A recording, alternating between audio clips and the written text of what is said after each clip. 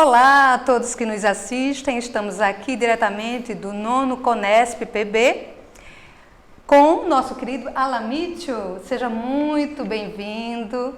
Nós estamos recebendo para conversarmos sobre um trabalho magnífico, que é o trabalho com a Turma da Mônica. Alan, como que começou esse trabalho de escrever para o público infantil, para as famílias? Me conta um pouco essa história. Bem, olá a todos do programa. Bem, inicialmente a ideia é uma coisa que a gente não esperava, né? Então a gente precisa, na verdade, é uma coisa que nos traz essa reflexão muito bacana, porque o mundo é um manancial de oportunidades que muitas vezes a gente fica assim, não sabendo o que vai fazer, e às vezes as coisas estão aí todas preparadas para que a gente possa abraçar. E a atividade com a Turma da Mônica surgiu de uma necessidade. Eu na época participava da TV SEI, que é a TV do Conselho Espírita Internacional, hoje FEB TV, junto com o Luiz Ru e outra equipe, e o resto da equipe. E a gente tinha um gapzinho, tínhamos material para os adultos, mas não tínhamos nada para os jovens, para as crianças. E aí, com essa demanda, eu entrei em contato com a equipe do Maurício e falei, olha, eu já tenho, né? Então vamos arriscar o sim. E aí perguntei se a gente poderia utilizar algum material dos vídeos que estavam sendo lançados na época dentro da nossa programação. Vídeos esses que tivessem algum conteúdo sobre amizade, sobre companheirismo, sobre bom comportamento. E a gente pudesse utilizar aquilo como material de reflexão para os jovens, conteúdo, né, para os evangelizadores. E aí eles disseram, olha, infelizmente não dá, a gente não tem material para isso, né? Mas que tal se a gente fazer livros? Então quer dizer que a espiritualidade estava com um negócio muito mais preparado, elaborado, porque o livro traz uma outra perspectiva. Porque se fosse vídeos, as crianças os jovens iam pegar os vídeos, ver os vídeos e iam continuar todos conectados ao celular. Mas o livro lhe dá a oportunidade de você pegar, descobrir o mundo. O livro ele não te deixa passivo. O celular ele é muito passivo, porque você fica acomodado enquanto vem tudo aquilo ali na sua frente. E o livro não, o livro você precisa virar a página, precisa fazer o esforço de ler, refletir, interpretar, para depois você passar para os próximos, porque ele começa a te instigar, ele começa a mexer com você. Então o livro tem isso. Por isso que a doutrina espírita é repleta de livros, né? Porque instiga todos nós, nos deixa mais dúvidas, e com mais dúvidas é assim que a gente cresce. E é tão interessante essa proposta, como você disse, né? Tudo foi, de certa forma, essa influência espiritual que possa ter levado vocês por esse caminho. Até porque a Turma da Mônica, ela está muito presente às várias gerações. E sim, eu lembro que na minha adolescência e infância eu adorava os livros. Sim, a Turma da Mônica está completando 60 anos. Aliás, o Maurício, né, com os trabalhos, já está completando 60 anos.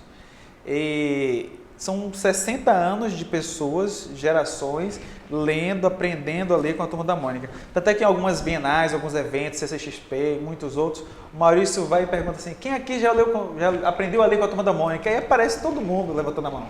E aí você vê crianças, velhos, adultos, pessoas que já são pais, netos, avós, né? Então são diversas gerações que de alguma forma ficaram influenciadas com a Turma da Mônica, se identificam com a Turma da Mônica, porque em casa todo mundo tem um Cascão, tem uma Mônica, tem uma Magali, tem um Cebolinha. Né? Quem tá ouvindo a gente justamente vai lembrar, nossa, meu filho aqui, ele é um Cascão. Ó. Então, isso é o bacana. Por todo mundo se identificar com a Turma da Mônica, é por isso que ela faz o sucesso que é. Então, com certeza, o Maurício é um espírito que veio com essa função, com essa missão de ajudar nós, brasileiros, a nos interessarmos mais pela leitura. Assim como a J.K. Rowling, lá trabalhando com o Harry Potter, fez com que umas gerações, né, agora são 2 gerações quase, de pessoas voltasse a se interessar pela leitura, é um trabalho fantástico. A mesma coisa, acho que o Maurício de Souza aqui pode ser comparado a esse mesmo nível, para nós brasileiros. E eu fico pensando, né, quando eu vi o livro, que primeiro eu fiquei encantada, fiquei acho que mais encantada do que o meu filho. Depois é que eu comprei, né, o livro e a gente foi utilizar. E eu fico pensando como foi para vocês preparar as histórias, quando o primeiro livro, vamos lançar, e como foi que vocês pensaram? Qual vai ser o direcionamento desse primeiro lançamento com a Turma da Mônica? Bem, o primeiro direcionamento era que o livro atendesse o seu objetivo principal, que é falar do Evangelho. Então era um livro que tinha que ser doutrinariamente muito conectado com os princípios que estão ali alocados, organizados pelo Kardec. Então todo livro tem que fazer a sua função objetiva, que é passar a mensagem do Evangelho para a garotada. Sim. E esse acho que a gente conseguiu cumprir. Claro que nada é 100% perfeito, nada disso, mas eu acho que o objetivo, dentro das nossas limitações, era colocar um livro que passasse a mensagem do Evangelho. Segundo, que o livro tivesse a linguagem da criança, que a criança gostasse do livro e não o adulto, porque é muito fácil a gente conquistar o adulto olha, um livro para criança, leve para ele. Aí o adulto, ele naturalmente olha aquele livro e gosta, porque a ideia é boa. Mas não somente isso, tinha que ter ali, depois da ideia do adulto comprar o livro e entregar de presente para alguém, a criança pegar e dizer, nossa, esse livro eu gostei, o que você mais gostou? Porque às vezes é fácil, a criança às vezes pode querer agradar, né? Só dizer assim, não, eu gostei, só para agradar o pai. E aí não, eu gostei disso, gostei daquilo, a criança sabe explicar, e sabe explicar o conteúdo. Isso que é fantástico. A gente tinha uma brincadeira quando lançamos o livro nos primeiros 6 meses, as pessoas começaram a falar assim, nossa, eu comprei o livro, dei para o meu filho e ele me explicou que era indulgência. Nem eu sabia o que era indulgência. Então isso é fantástico. Pegar os conteúdos, como você disse, a base da doutrina e trazer para a criança, né, ela ter o conhecimento desses conceitos. E eu, quando comprei o livro, Alan, eu pensei numa coisa muito importante na linguagem que vocês colocaram, que é um livro para a família, né? Sim. Que a gente pode utilizar no nosso Evangelho no lar. Sim, essa foi a função dele. O objetivo do livro era passar a mensagem do Evangelho, então ele tinha que ser um livro para que a gente pudesse fazer o Evangelho no lar. Então, colaborando com a campanha máxima da Casa Mater do Espiritismo, que é a Federação Espírita Brasileira, aquela campanha Evangelho no Lar, né? A gente poder fazer com que esse livro pudesse dar suporte aos pais. Porque os pais chegavam e tentavam de alguma forma fazer com que os filhos ficassem ali à mesa, juntos, para que a gente pudesse fazer o Evangelho no lar. Porque é importante a mensagem do Evangelho, você apresentar Jesus para a sua família. Porque é uma mensagem belíssima, uma mensagem importante, uma mensagem de moral, uma mensagem de conexão consigo mesmo e com aqueles que estão ali, que fazem parte dessa estrutura de pessoas que vão nos ajudar, porque a gente se ajuda, né? São espíritos que se ajudam. Então o livro, ele tinha essa possibilidade de permitir que a gente fizesse o Evangelho no lar, e aí o que acontece muito hoje é que os pais levam, no início tentavam de alguma forma fazer o Evangelho e as crianças não tinham o conteúdo, não tinham material para eles. Então agora eles já tinham o material. E o interessante é que aos poucos as crianças começaram a gostar e aí de repente eles eram as pessoas que começaram a lembrar os pais do Evangelho. Falar, pai, mãe, está na hora do Evangelho. Então ele falava isso e quando o pai chegava no Evangelho, na mesa, pegando o livro, procurando o livro, não, pai, já está lá na mesa. Já estava na mesa os livros, já estava na mesa os copinhos, a água para fluidificar, já estava tudo. Às vezes, em algumas casas, as crianças só lembram dos livros deles, esquecem dos pais. Mas aí, isso é importante. A gente ouve muito isso. Desde o início a gente ouviu e hoje também a mesma coisa. As crianças começam a elas se organizarem para fazer o Evangelho no lar. Eles vão fazer a prece, então a gente estimula, olha, peça ao filho para fazer aquela prece do jeito dele, então ele vai e faz a prece sem nada elaborado, faz a prece inicial, aí tem um livro de mensagens, curtinha, né? Que às vezes é Jesus no lar, né? A pessoa faz, e outros tantos livros de mensagens que estamos aí, temos à nossa disposição. Depois sugerimos que a criança comece com o livro dela, porque se você, o adulto, for fazer o primeiro, a criança fica esperando. E a criança já sabe como é que é, não gosta muito de esperar. Então você pega, faz a primeira leitura com o Evangelho dela. Aí ela faz a leitura, lê, depois estimula a fazer o comentário, assim como a gente faz o nosso. Só que com a Turma da Mônica é muito melhor, é diferente. Você vai fazer o quê? Filho, filha, o que a Mônica fez? Você gostou do que o Cebolinha fez? Você gostou do como a Mônica agiu com ele?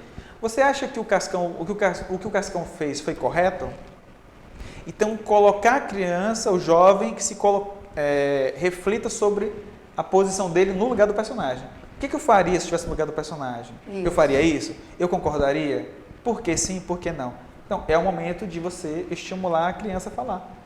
Né? Refletir, né, junto. Refletir sobre isso. Então, hoje, quantos livros você já fizeram nesse projeto, nesse trabalho tão importante?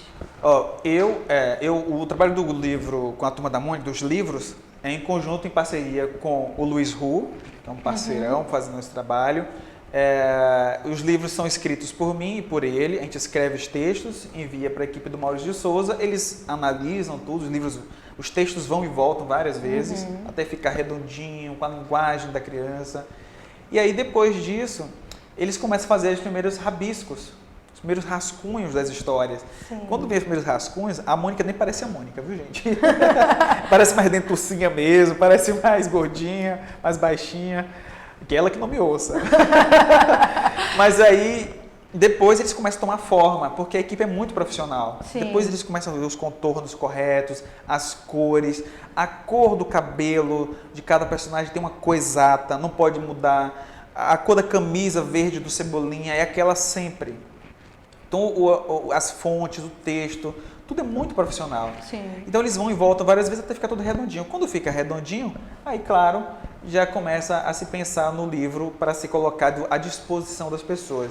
E aí, claro, obviamente, a equipe da Boa Nova Editora é fantástica, porque ela já faz esse trabalho de nos oferecer livros espíritas fantásticos e nos dá um grande suporte para que a gente possa ter esses livros à disposição em todas as livrarias espíritas do Brasil. Qualquer centro espírita pode pedir o livro para a distribuidora Boa Nova, assim como também com os outros distribuidores, a Candeia, distribui muitos nossos livros, e tantas outras instituições, as próprias federativas. As federações, elas recebem os livros e repassam para todos os centros espíritas que estão ali afiliados a ela. Fica mais fácil para a federação repassar os livros. Todas as federações utilizam os nossos livros e a gente fica muito contente com isso, porque significa que os livros, hoje meus, são 10 livros escritos, 9 deles são com a Turma da Mônica. Até a data de hoje, tá? Depois de terminar esse vídeo, eu não sei. Com certeza virão outros. Sim. Então, o primeiro foi o Meu Pequeno Evangelho. Sim, o primeiro, Meu Pequeno Evangelho, ele é o campeão de vendas, é o livro mais vendido, são mais de 120 mil exemplares vendidos. Isso pra gente assim, é muito importante, o movimento espírita, isso é muito importante, porque tem muitos livros espíritas famosos que a gente conhece, que tem até menos exemplares vendidos do que esse. Então significa que para o movimento espírita, esse é um livro que tem atingido o seu efeito de dar suporte em casa, mas também dar suporte às instituições, à evangelização espírita na casa espírita. Porque muitas instituições espíritas utilizam esse livro para fazer o trabalho de evangelização, de apresentar Jesus, apresentar o Evangelho para as crianças na casa espírita. Isso é muito importante, como realmente ele tem sido utilizado no trabalho de evangelização infantil, né? Inclusive eu tive a grata honra de ver hoje, estava na livraria um pouco antes de vir para aqui para a entrevista, na parte da manhã, e aí não foi combinado, o pessoal nem sabia que a gente estava lá. De repente as tias, as evangelizadoras estavam indo com as crianças de 8 e 9 anos, levando uns 30 crianças mais ou menos, e de repente elas vão ali pertinho da livraria. E chegando lá, elas vão fazer atividade. E a atividade era com esse livro, com o Meu Pequeno Evangelho, e eles recortaram uma dica aí para os evangelizadores. Eles recortaram as imagens dos personagens e contaram a historinha com os personagens. E as crianças lá, tudo interagindo com eles, brincando com eles. Muito legal. É muito interessante. Olha só onde eu abri, na indulgência que você Indulgência. Indulgência. Fantástico. E aí nós temos também o Meu Pequeno Evangelho, que é um livro de atividades. Porque depois que a criança faz a leitura dela, do Evangelho, o que acontece? A gente permite aí que ela faça a leitura, refletiu e deixa a criança, terminou, ela continua na mesa, ali sendo amparada pela espiritualidade, pelos espíritos familiares. Enquanto isso, você pode fazer a leitura do Evangelho segundo o Espiritismo. E aí, enquanto a criança fica ali, quando fica lá esperando, sem fazer nada, ou queria levantar na mesa, deixa uma folhinha em branco, um lápis para colorir, para desenhar. E quando você tem a oportunidade, tem esse livro que ele pode fazer uma atividade, todo livro, todas as atividades que estão nesse livro de atividades estão com atividades correspondentes ao livro de história. Então, aqui tem a indulgência, aí tem uma atividade sobre a indulgência. Tem, falando sobre a caridade, a história, também tem uma atividade sobre a caridade. Então, terminou de fazer já pode fazer a atividade. Que interessante. Colocar um pouco na prática, que a criança possa utilizar a sua criatividade para elaborar, não é? Exatamente, reforça. O da caridade, por exemplo, é um livro que a historinha da caridade vai falar que todo mundo da Turma da Mônica se reúne para fazer uma campanha de doação. Sim. E aí na atividade, a atividade sobre a caridade é um labirinto, onde a Magali está segurando aquilo que ela mais gosta, que é comida, para doar para quem mais precisa. Então a gente precisa ajudar a Magali a encontrar o caminho para fazer as doações. Muito interessante. E aí a gente tem o Chico Xavier e seus ensinamentos. Chico Xavier e seus ensinamentos. Aliás, não sei se pulou aqui, ó. Na sequência. O Magali em Outras Vidas vai falar sobre as vidas da Magali. Sim. E aí vai voltar ao passado. E nessa volta ao passado, a gente vai ficar descobrindo como a Magali se tornou comilona. O segredo finalmente é revelado. Então, essa história é muito bacana, porque a gente vai apresentar que existem essas possibilidades. Por que a gente tem alguns traumas de hoje? Pode ser lá no futuro. A gente aprende na doutrina espírita que sempre tem algo que está conectado no passado, que a gente precisa resgatar, que a gente precisa esclarecer, buscar uma forma diferente de ver aquilo, né? Então esse livro também a gente pode dizer que ele ultrapassa aí as faixas etárias, né? Porque Sim. o adolescente ele pode entender algumas questões com esse livro da Magali, que eu li e achei fantástico. Sim, sim. Geralmente muitos jovens de 14, 13 anos, 12, 15, às vezes 16 ou mais, compram o livro. E adultos, com certeza, compram para eles também. Eu li para fazer a e leitura. adorei. Então, porque vai falar da reencarnação, vai falar de todas essas relações que podem afetar o nosso hoje. E a criança vai entendendo. Não é como as coisas acontecem. Sim. Então... E tem algumas palestras que a gente vai fazendo pelo Brasil, tem uma específica chamada assim, Reencarnação. A gente trata um pouco desse livro. E aí, quando vai mostrar os livros, tanto com o adulto como com as crianças, tem umas páginas, se me permite, sim. que vai mostrando um pouco, e eu falo assim, como o evangelizador pode utilizar as páginas de diversas formas. Então, vai mostrando aqui, no livro, que a Magali está adulta. E às vezes as crianças olham assim, tio, por que a Magali está adulta e a Mônica e o Cebolinha estão pequenos? E aí a gente lembra, porque nas nossas outras vidas, a pessoa que hoje é nosso pai pode ter vindo como nossa irmã, como nosso primo, como nosso tio. Então o amiguinho de hoje na mesma faixa etária pode ter vindo como nosso como parente. Hoje é nosso amigo, mas ele era parente e por aí vai. Então hoje, aqui na historinha, a Magali está adulta, eles estão invertidos, estão crianças.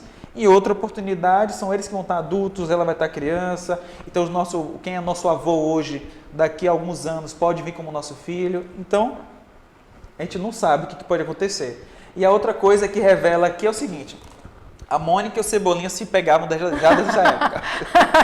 Já estavam aqui, ou seja, os problemas deles de perseguição, do bullying, da brincadeira que o Cebolinha faz com a Mônica, já desde essa época, ou até muito antes. Sim. A outra coisa é o gatinho que está aqui. O gatinho tem um gatinho cinza. Todo mundo conhece o Mingau, que é o gatinho da Magali, só que ele é branco nessa encarnação. Nessa encarnação aqui ele está cinza. Aí passa alguns séculos depois, ele aparece novamente, só que ele aparece aqui amarelinho. Então a gente fala, tá vendo? Cada encarnação uma cor diferente, cada encarnação um corpo diferente. Muito legal. Então assim acontece conosco. Hoje quem nasce branco, quem nasce negro, ontem teve de uma outra forma, uma outra cor. Nós temos cabelos diferentes, olhos diferentes, e a gente fala muito isso com a criança. Então se você tem um cabelo encaracolado, você não gosta, se você tem um cabelo muito fino e não gosta, não fique tranquilo, porque na próxima encarnação você vai ter um outro avatar. Você vai experimentar vários avatares, então fique tranquilo. É verdade. Não se desespere. Então, realmente é muito interessante, porque a gente pode trabalhar várias questões, né, nesse livro. Sim. De Magali em outras Magali vidas. em outras vidas. E eu brinco com as crianças e com os adultos o seguinte, olha, porque as crianças precisam saber disso, né? Que eles vão ter outra oportunidade de vida, para eles aceitarem o cabelo que tem, os olhinhos que tem, a boca, o jeitinho, o narizinho, tudo. Porque os adultos já aceitam isso, que é uma maravilha, não tem problema com isso, né? Os adultos aceitam o cabelo que tem, não ficam pintando o cabelo, ou não faz cirurgia plástica, o adulto é uma maravilha. E uma coisa interessante que você mostrando o livro e a sensibilidade de vocês e falar inclusive da reencarnação dos animais. Sim, né? sim. Então, a energia, né, que está ali sempre se alterando, ela nasce, cresce, morre e aí retorna para aprimorar todas as questões que a gente estuda no livro dos espíritos. Enfim, tem uma infinidade de livros aí que nos mostra que a gente precisa cuidar desses nossos irmãos, né? Porque todas essas energias que estão aí vivas num corpo material, elas vão se constituindo cada vez mais, vai agregando sensações, sentimentos, sensações iniciais para chegar à nossa época dos sentimentos, quando vem a parte da geração hominal, né? Uhum. Que Você queria acrescentar mais alguma coisa? Não.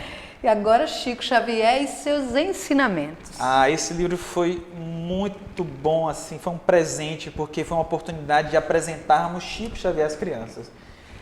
Apesar de existirem livros sobre Chico Xavier para crianças, mas era uma forma diferente, porque você aí tem a oportunidade das crianças, da Turma da Mônica, terem algumas dúvidas sobre alguns assuntos e de repente a gente fazer a conexão com Chico Xavier, né? Apresentar esse mineiro, esse brasileiro, que é uma referência para a gente, porque para muitas pessoas falam assim, Jesus está muito distante, meu Deus do céu, é difícil ser igual ao mestre. Não, não ser igual ao mestre, mas se a gente mirar nele, a gente vai alcançar. Então, já que é tão difícil, vamos olhar as pessoas aqui ao nosso redor, né? O Chico Xavier, tem a Irmã Dulce, tem o Martin Luther King, tem o Gandhi, tem a Madre Teresa de Calcutá, tanta gente, o Divaldo, tanta gente que a gente pode fazer assim, um esforço para dar um passo a mais em direção ao progresso, porque são pessoas que nos deixam os ensinos de que é possível sim a gente fazer um esforço para ser pessoas melhores. Não é fácil, mas que é possível sim. A própria vida do Chico prova isso, né? Que não foi fácil para ele. Muita gente não vê, não sabe, não estuda, mas o Chico Xavier tem histórias belíssimas aqui. Tem histórias que aí no Lia, 25 historinhas, que muita gente não conhece, inclusive. Muita gente que estuda há muito tempo não conhece. Mas são histórias reais. Inclusive, muita gente não sabe que o Chico trabalhava quando era criança, né? Trabalhava na fábrica lá no Pedro Leopoldo. Então, hoje em dia, a gente discute, é absurdo as crianças trabalharem.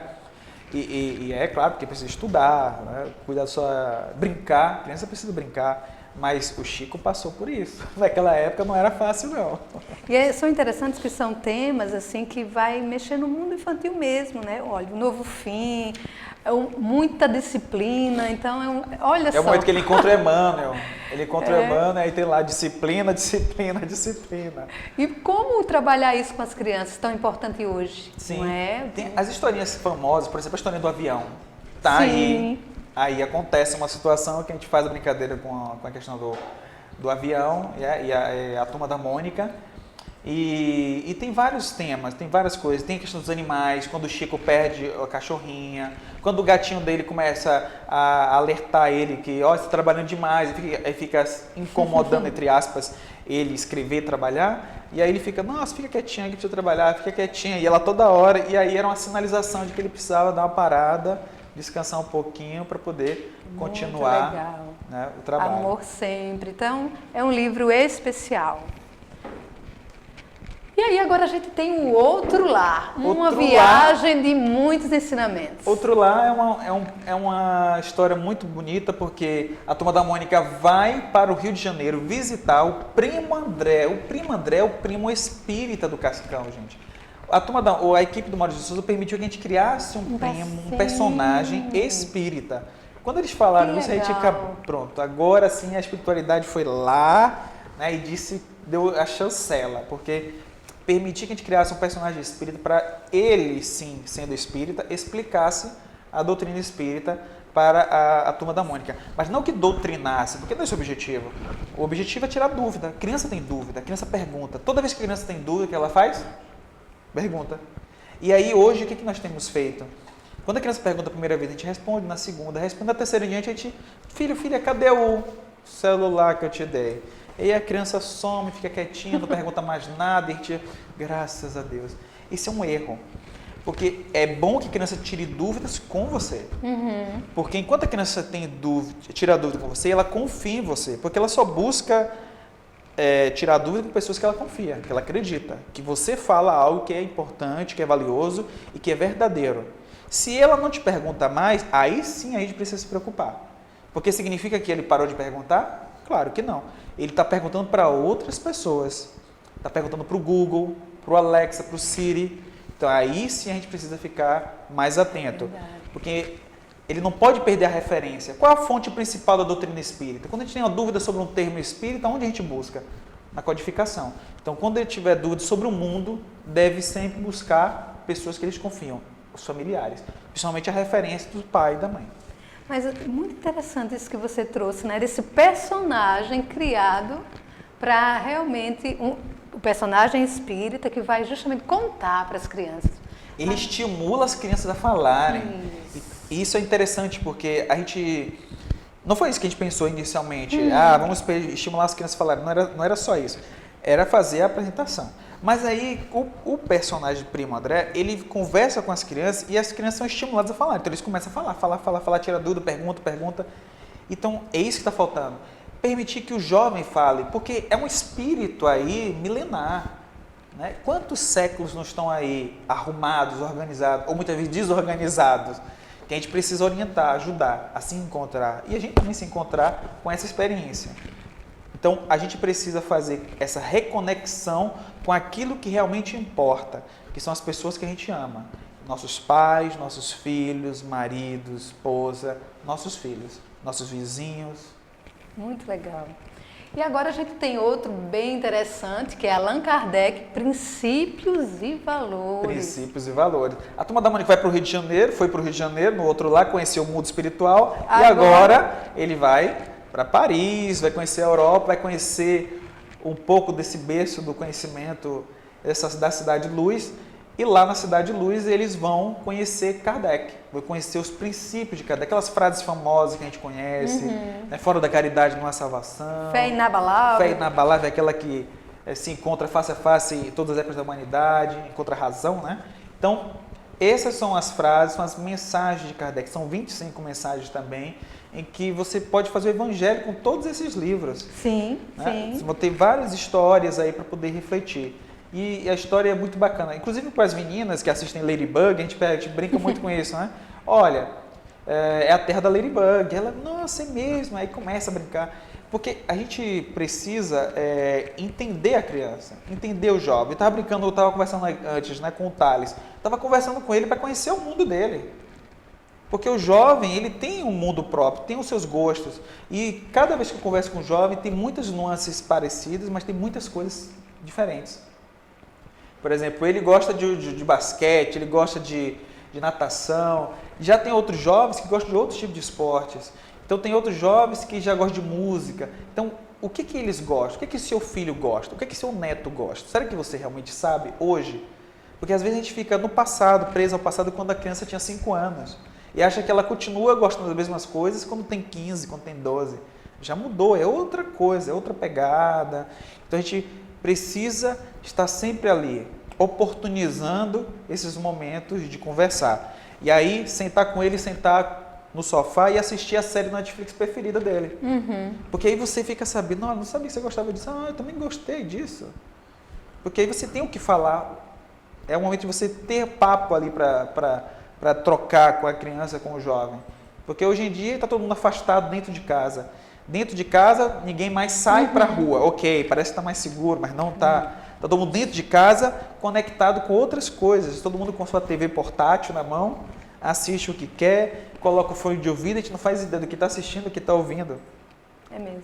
Então, a gente precisa fazer essa reconexão para sentir o olhar, sentir o cheiro novamente do outro, abraçar. E aí, nisso, de repente, um salvar o outro no sentido de, não porque um tem obrigação de salvar, mas a gente salvar mesmo lá nos Estados Unidos o termo salvar é como se fosse economizar, né? Você salvar é economizar, é registrar, save the date é salvar a data, é registrar a data, olha aí, salve isso no seu calendário. E o save na economia é como se fosse para economizar o dinheiro, a poupança. Então a gente precisa poupar os nossos esforços para aquilo que mais importa, porque o nosso tempo é algo valioso, a gente não pode gastar com qualquer coisa, porque senão ele vai embora e depois a gente fica querendo olhar para trás para recuperar algo que não volta mais. Isso é muito interessante que você falou, porque eu tenho essa experiência com meu filho tem 15 anos, Vitor, e ele faz muito isso, ele diz, mãe, vamos assistir aquela série? Às vezes eu não estou com aquele tempo naquele momento. Eu digo, filho, vamos fazer o seguinte, vamos combinar um horário? Porque às vezes você não está podendo, mas não diga não. Exatamente. Né? Então, um outro horário a gente vai. Ou então ele faz assim, mãe, deixa eu te mostrar uma música. E aí a gente aproveita para ouvir, conversar. Então, excelente. Isso é muito importante você falar isso, porque quantos pais que vão nos ouvir agora e não têm essa oportunidade mais, porque os filhos se distanciaram de uma forma que eles não vão mais oferecer essa oportunidade. Porque os filhos já ofereceram tantas vezes, receberam tantos nãos, que foram tão ignorados que eles não vão mais buscar. Então, vamos aproveitar, já que eles ainda estão aqui com a gente, então vamos tentar resgatar. Pode ser difícil no início, eles vão dizer não muitas vezes, porque você rejeitou muito, mas ainda há a possibilidade de você voltar a estreitar esses laços. O mais importante é não desistir, é voltar a estreitar os laços, porque há sim muita coisa para compartilhar com eles. Eles têm muitas coisas para compartilhar com a gente aprender com eles. Isso. Esse aqui para mim é muito especial, porque é o meu personagem favorito, que é o Chico Bento. O Chico Bento. Então, Chico Bento, Além da Vida. Sim, esse livro tem uma história muito bela. Eu acho que é a história mais bonita que a gente conseguiu colocar em livro, porque ele vai falar desse espírito iluminado, que é a Mariana, que escolhe encarnar com a família do Chico Bento. Então, ela está lá no alto, ouvindo, vendo as histórias das pessoas, de repente ela, nossa, a coisa mais bonita das pessoas é o amor dos pais para os seus filhos. Então, ela escolhe nascer como a irmã do Chico, e aí ela tem a oportunidade de nascer, tem uma experiência nessa encarnação muito bonita. Ela acaba adoentando, fica doentinha, aí há um desenlace, depois há uma comunicação espiritual, olha, tem planejamento reencarnatório, encarnação, desenlace, comunicação espiritual e reencarnação de novo. Então, a história é muito bonita, muito bonita. Não vou dar spoiler aqui, mais do que eu já dei, é encantadora. Mas só comprando, especialmente para pais. A própria capa ficou muito bonita, né? A mamãe do Chico grávida. Então, para pais que estão tendo filho ou para pais que perderam o filho, eu já vi muitas histórias, a gente recebe muitas histórias de como os livros têm ajudado a enfrentar essas situações de perda de gente querido, dos desenlaces familiares, com bichinhos de estimação também, com avós que se vão, né? Que a ordem natural das coisas. Se pudesse ser assim, mas muitas vezes os filhos vão antes. Então, como lidar com isso? Como você explicar para seu filho e para sua filha que eles perderam um irmãozinho? Então, essa é a oportunidade de você ter esse material à sua mão. Realmente, só a capa já nos toca. E a história, então, é linda. Vamos lá. Jesus no meu lar. Jesus no meu lar. Esse livro ficou fantástico, porque ele vai apresentar agora que a gente apresentou o Chico Xavier, Kardec e o Evangelho. Agora a gente tem a oportunidade de apresentar Jesus, porque no outro a gente apresentou a mensagem do Evangelho. Agora você vai ver as frases mais conhecidas do Cristo. Sal da terra. Sal da terra. Bom pastor. Todas aquelas frases que a gente ouve e aquelas mensagens que a gente... Agora, como é que eu faço para poder explicar? Então aqui novamente, de uma forma lúdica, leve, 25 mensagens para explicar quem foi Jesus. Essas lindas mensagens do Mestre. Muito bem. A gente precisa levar Jesus para nossa casa, né? Apresentar. Se a gente gosta tanto das histórias e acha Jesus tão importante para nossas vidas, por que não apresentar para os filhos? A gente não pode ter dúvida, eu vou escolher, vou esperar meu filho crescer para tomar decisão. Não, você pode apresentar Jesus para eles agora, depois eles vão tomar a decisão deles. Porque não adianta ficar pensando aqui, eu estou conduzindo minha criança para virar espírita. Não, de forma alguma. Se ele não quiser ser espírita, ele não vai ser espírita. E se ele quiser ser uma outra religião, ele vai para outra religião. Não importa. O mais importante é aquilo que Kardec nos diz e aquilo que todos nós espíritas sempre falamos, que o mais importante é que ele seja um cidadão de bem. Esse é o mais importante. Se ele for espírita ou não, isso é o menor das nossas preocupações. Mas se ele for um cidadão de bem, com certeza ele vai ser espírita de coração. Isso é fundamental, porque é apresentar, isso que você disse, é trazer esse ser para dentro do nosso lar, não é? Trazer esses ensinamentos que são importantíssimos para o nosso cotidiano, para a nossa vida. E aí a gente volta novamente com Kardec, que é ser espírita é aquele que faz todos os esforços para ser hoje uma pessoa melhor do que foi ontem e amanhã melhor do que hoje. Ser espírita não é aquela pessoa perfeita, é aquela que faz o esforço para se tornar uma pessoa melhor. É aquela sugestão de Santo Agostinho, de refletir à noite sobre o travesseiro, sobre todo o bem que fez, sobre todo o mal que fez ou que deixou de fazer, e sobre todo o bem também que não foi feito. Então, tudo isso é justamente nesse sentido, de poder refletir sobre a importância do Mestre em nossas vidas. E ele é o nosso guia e modelo. Então, não precisa se preocupar se ele vai ser espírita ou não, porque se ele for um cidadão de bem, com certeza já está ali aprimorando a sua moral dentro dos princípios que todas as pessoas no mundo todo, independente da sua religião, se são ateus ou não são ateus, todo mundo vai concordar que esse é o objetivo, que isso seria o ideal, que todas as pessoas pensassem ser bons. Fantástico. E agora a gente tem também um livro que, esse aqui para a Mônica Jovem, né? Esse aí é a Turma da Mônica Jovem. Esse é o nosso primeiro livro para o público jovem, pré-adolescente e adolescente, e especialmente voltado do público de 12 anos em diante, 11, 10 anos em diante, inclusive abaixo de 12 anos, que já está lendo a Turma da Mônica Jovem, já podem dar de presente esse livro, não tem problema algum, porque eles vão conhecer aí a história de Patrícia no Violeta na Janela, que é um best-seller, super bem conhecido no movimento espírita. Muitas pessoas conhecem a doutrina espírita através desse livro, os livros de romances, e depois daí, surgindo as suas dúvidas naturais, eles vão querer mais. E olha só como é maravilhoso. Às vezes as pessoas falam isso, né? Mas é romance, que tal ler outro livro? Não, fica tranquilo, gente. O mais importante, você lê o livro romance, se interessou por algo mais, você naturalmente isso vai acontecer. Porque é uma questão de evolução. Você começa primeiro com algo que despertou um interesse aqui e ali, de repente você vai querer saber mais. Então, essa é uma coisa muito bacana. Essa possibilidade de despertar as dúvidas do jovem. A gente quer que o jovem leia, tenha dúvida e queira saber mais. Porque aí, nessa história, eles vão saber sobre a importância da saudade, a saudade dos entes queridos, a questão da visita do mundo espiritual, o ser que está no mundo espiritual visitando seus entes queridos encarnados, vai saber sobre a questão da psicografia. Tem vários capítulos aí, tem muita coisa para poder se divertir aprendendo um pouquinho. Então, Violetas na Janela, Turma Jovem. E aí a gente fecha com esse... A Ponte e o Muro. A Ponte e o Muro. Me fala então desse livro. Esse livro é fantástico. Ele é um livro que eu escrevi com a Aline Venâncio. E é um livro, A Ponte e o Muro, que fala sobre dois reinos. O reino não acredita e o reino da imaginação, que é o reino faz de conta. E aí o reino não acredita, de repente, uma ponte que ligava os dois reinos, ele resolveu construir um muro. Ele é o Trump, tá, gente? Ele é o Trump. Ele resolveu construir o muro, e aí nesse muro, porque ele achava que criatividade e imaginação era perda de tempo, e não queria esse negócio no país dele, no mundo dele. Então ele construiu o reino, construiu o muro, separando os dois reinos. Vai acontecer o que acontece naturalmente com dois reinos que estão separados, com pessoas que estão separadas.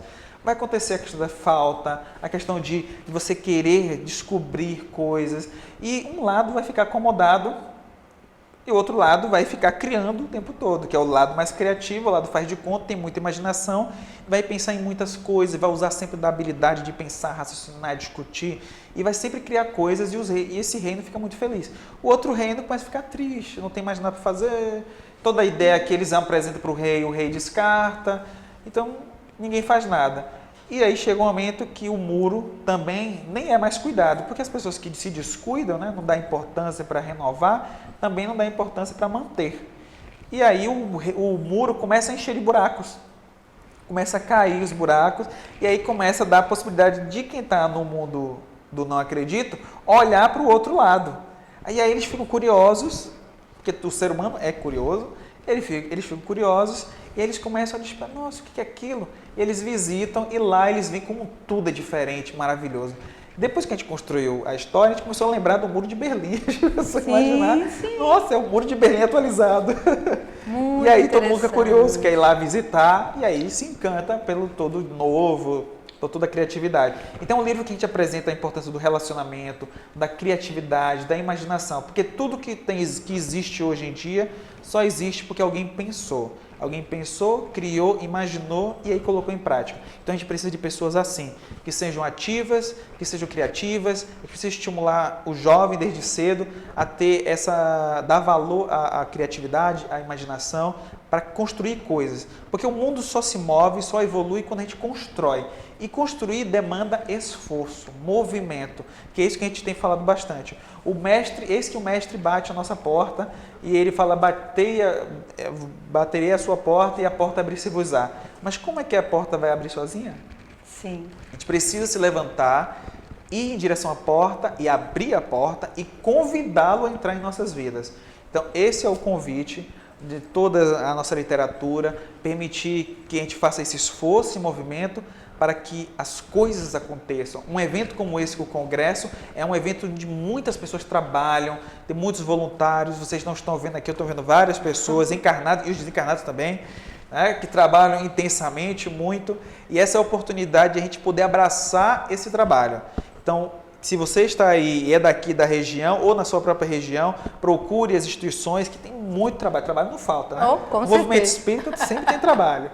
Então, que a gente possa aí movimentar o mundo, fazer o mundo melhor. Começar a mudança com essa pessoa que está aí na frente do seu espelho. Então, eu agradeço demais a sua presença aqui conosco. Para nós foi também o convite. Uma alegria, né, compartilhar com você esses momentos, trazendo tanta riqueza para que a gente, como você disse, a gente possa abrir a porta para deixar Jesus entrar, né, e aquecer os nossos corações em família. Então, aproveite a leitura e encha-se de luz. Um abraço e até o nosso próximo programa.